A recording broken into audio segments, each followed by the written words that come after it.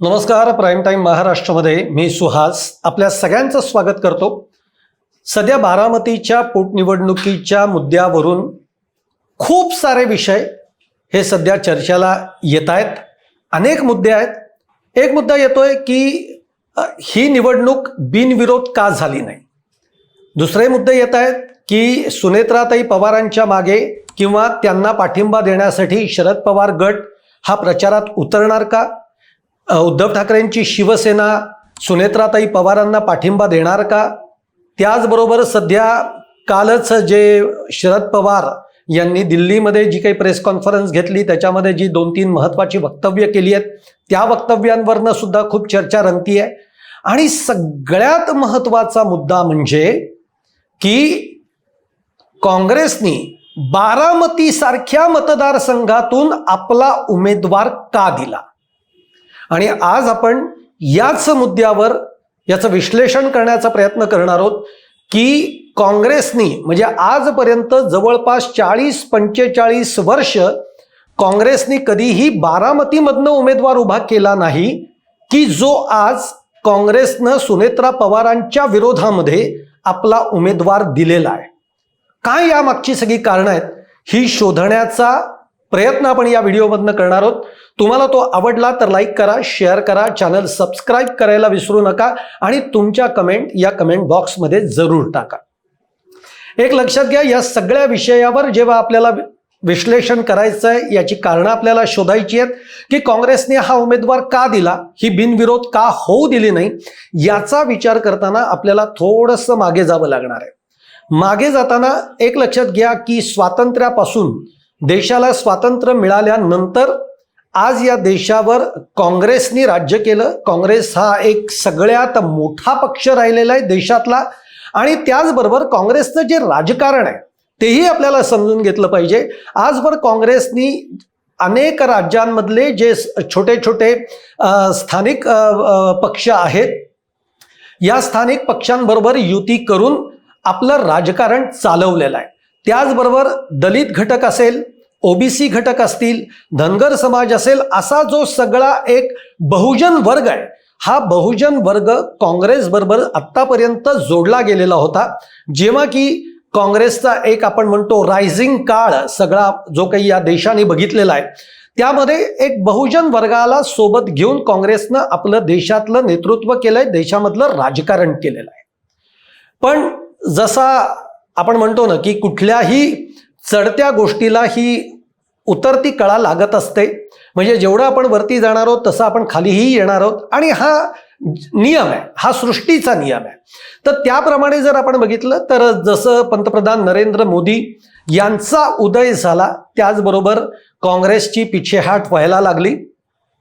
ती इतकी व्हायला लागली की अगदी 2019 नंतर जर आपण काँग्रेसच्या पक्षाच्या बाबतीतला विचार केला तर सातत्याने मग विश्लेषक असतील, यातले अभ्यासक असतील, तज्ज्ञ असतील, यांच्या तोंडून एक गोष्ट तुम्ही सातत्याने ऐकलेली असेल आणि ती म्हणजे सध्या काँग्रेस बरोबर आता काय म्हणजे एक तर काँग्रेसला उतरती कळा लागली, त्याचबरोबर दलित वर्ग काँग्रेसपासून दूर जातोय, बहुजन वर्ग काँग्रेसपासून दूर जातोय, मुस्लिम वर्ग सुद्धा जो मुस्लिम मतदार जो आहे जो काँग्रेसचा पारंपरिक मतदार राहिलेला आहे तो मतदार सुद्धा अगदी 2024च्या निवडणुकीमध्ये काँग्रेसपासून दूर गेलेला आपण पाहिलेला आहे. आता याला अनेक एलिमेंट्स आहेत. या सगळ्यांमध्ये आता आपण गेलो तर हा व्हिडिओ खूप मोठा होत जाईल. पण हा मतदार जो मुस्लिम मतदार आहे हा काँग्रेसपासून दुरावायला सुरुवात झाली ती म्हणजे राज्याचा आपण जर विचार केला तर राज्यामध्ये जो काही काँग्रेसने महाविकास आघाडीचा प्रयोग केला या प्रयोगानंतर मुस्लिम मतदार हा अधिकाधिक उद्धव ठाकरेंच्या शिवसेनेकडे झुकलेला आपल्याला बघायला मिळालं.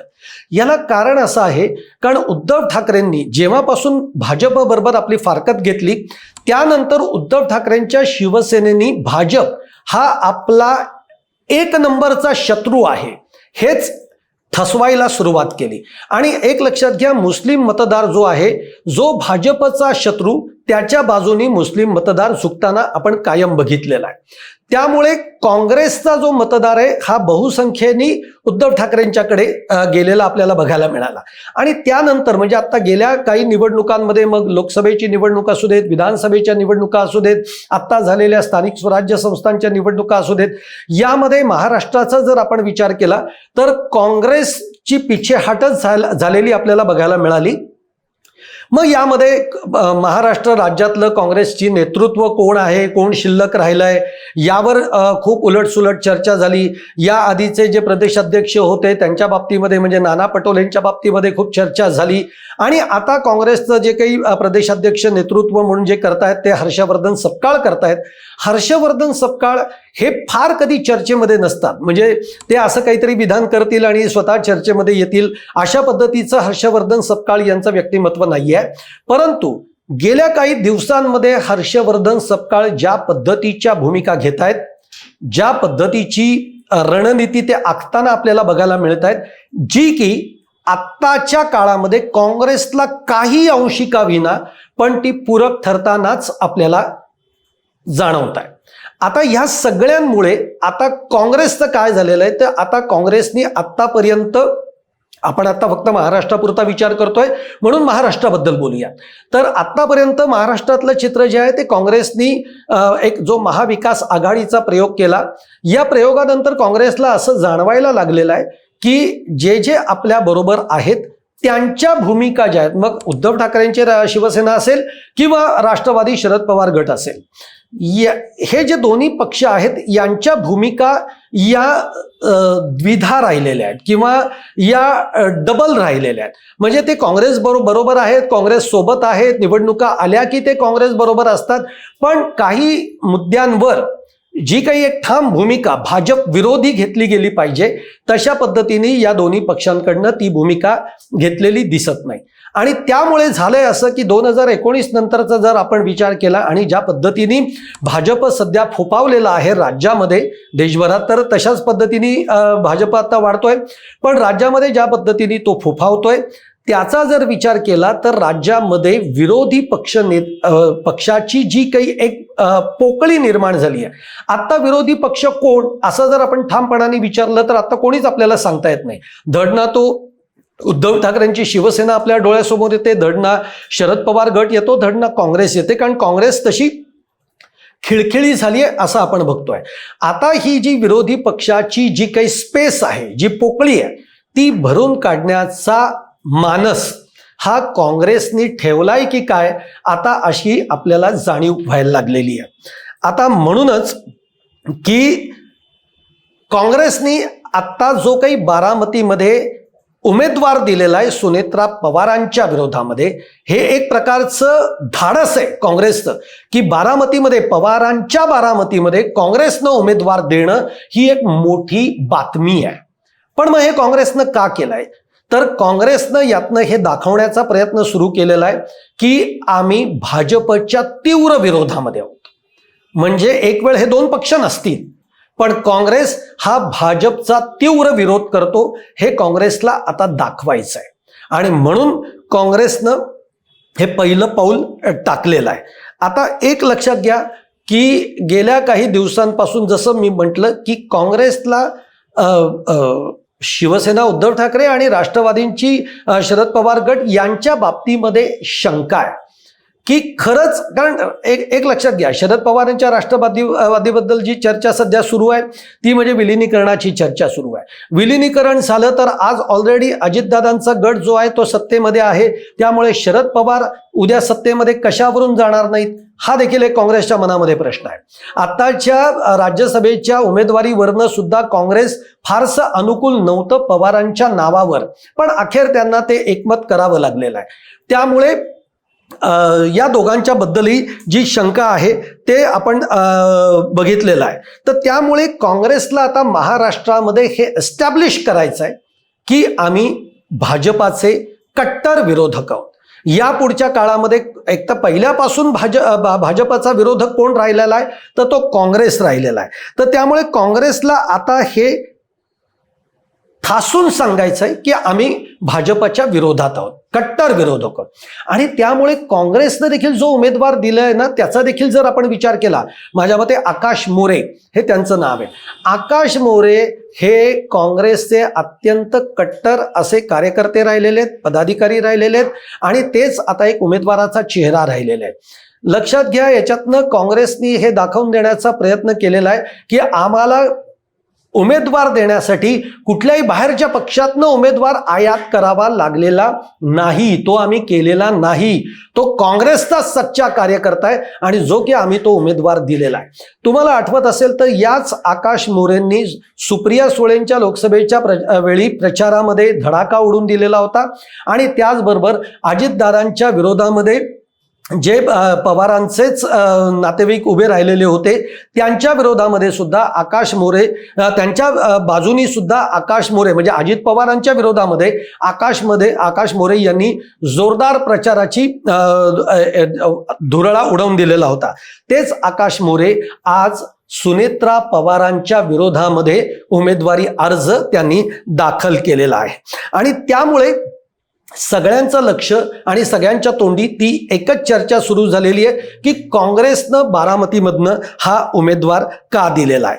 आता एक लक्षात घ्या की काँग्रेसला आता यापुढचं जर का राजकारण करायचं असेल तर आपल्यापासून जे दूर आपले घटक पक्ष गेलेले आहेत, पक्ष म्हणण्यापेक्षा जे घटक आपल्यापासून दुरावलेले आहेत, म्हणजे तो मुस्लिम मतदार असेल, तो एक बहुजन वर्ग असेल, ओबीसी वर्ग असेल, दलित वर्ग असेल, जो काँग्रेसपासून मधल्या काळामध्ये दुरावलाय. म्हणजे आता तर तुम्हाला माहिती आहे की हा जो दुरावलेला वर्ग आहे हा भाजपकडे गेल्याचं आपल्याला बघायला मिळतोय गेल्या 5-7 वर्षांमध्ये.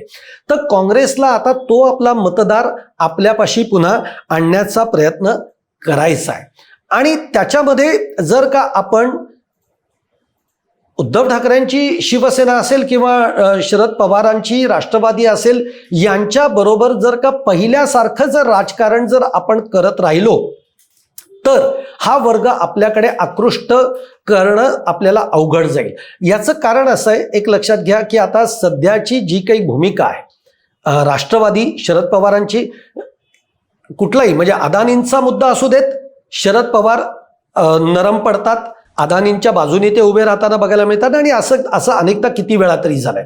म्हणजे राहुल गांधींनी संसदेमध्ये सुद्धा अदानींचा मुद्दा उचलून धरावा आणि त्याच्याच बरोबर 2 दिवसांमध्ये शरद पवार महाराष्ट्रामध्ये अदानींच्या बाजूने विधान करताना आपल्याला बघायला मिळतं. उद्धव ठाकरेंच्या शिवसेनेच्या बाबतीमध्ये तसंही उद्धव ठाकरेंची शिवसेना ही काँग्रेस बरोबर राहिली काय आणि नाही राहिली काय तसा काँग्रेसला काही फार फरक पडत नाही. पण उद्धव ठाकरेंच्या शिवसेनेची देखील जी काही तळ्यात मळ्यातली भूमिका असते, कधी भाजपच्या मुख्यमंत्र्यांना भेटायला जायचं, पुष्पगुच्छ घेऊन भेटायला जायचं, मग आत्ता देखील आदित्य ठाकरे हे मोहित कंबोजांना भेटायला जातात, अशा ज्या काही त्यांच्या बदलत्या भूमिका ज्या काही बघायला मिळतात, त्यामुळे आता काँग्रेसला या सगळ्यापासून दूर जाण्याचं देखील दूर जायचं आहे. तर याचा प्रयत्न सध्या काँग्रेस करत आहे. आता याच्यामध्ये तुम्ही हर्षवर्धन सपकाळ हे जे काँग्रेसचे प्रदेशाध्यक्ष राहिलेले आहेत, सपकाळांच्या भूमिकेकडे जर का तुम्ही एक गोष्ट बारकाईने बघितली असेल तर हर्षवर्धन सपकाळ हे पवारांचं फार ऐकत नाही, हे देखील आपल्या एक निदर्शनास आलेलं असेल.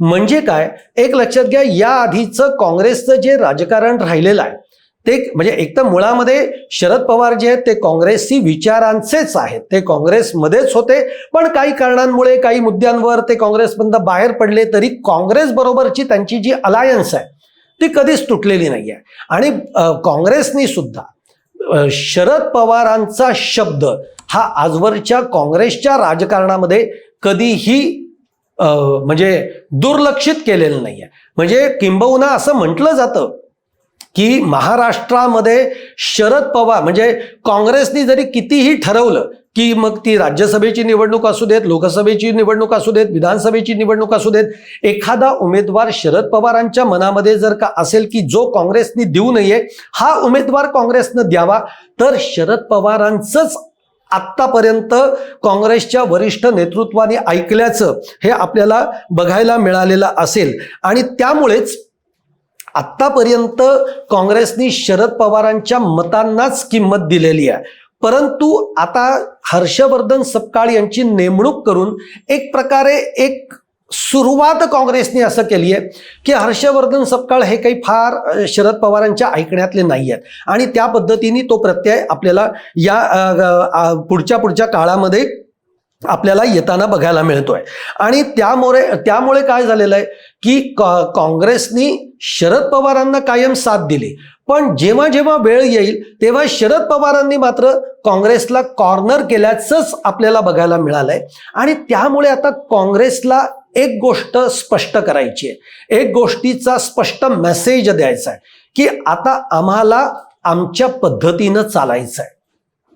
आता आम्हाला आमच्या बरोबर कोणीच नको, कारण आता जर का आपण सोबत घेतलं तर काँग्रेसचं जे अस्तित्व आहे, जे आजचा तरुण राज्यसभेवर गेलेला खासदार म्हणजे पार्थ पवार हे सुद्धा जर का विधान करतायत की काँग्रेस आता काय म्हणतात त्याला, काँग्रेसला आता उतरती कळा लागलेली आहे, हे पार्थ पवारांचं वक्तव्य आहे.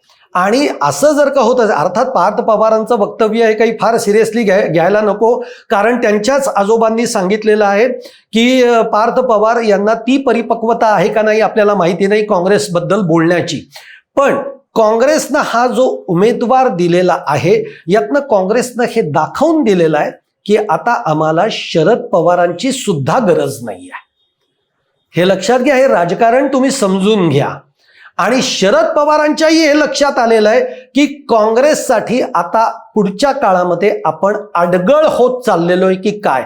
आणि म्हणून शरद पवारांनी पत्रकार परिषदेमध्ये जे स्टेटमेंट दिलेलं आहे की बारामतीमध्ये उमेदवार द्यायचा की नाही द्यायचा हा सर्वस्वी काँग्रेसचा अधिकार आहे.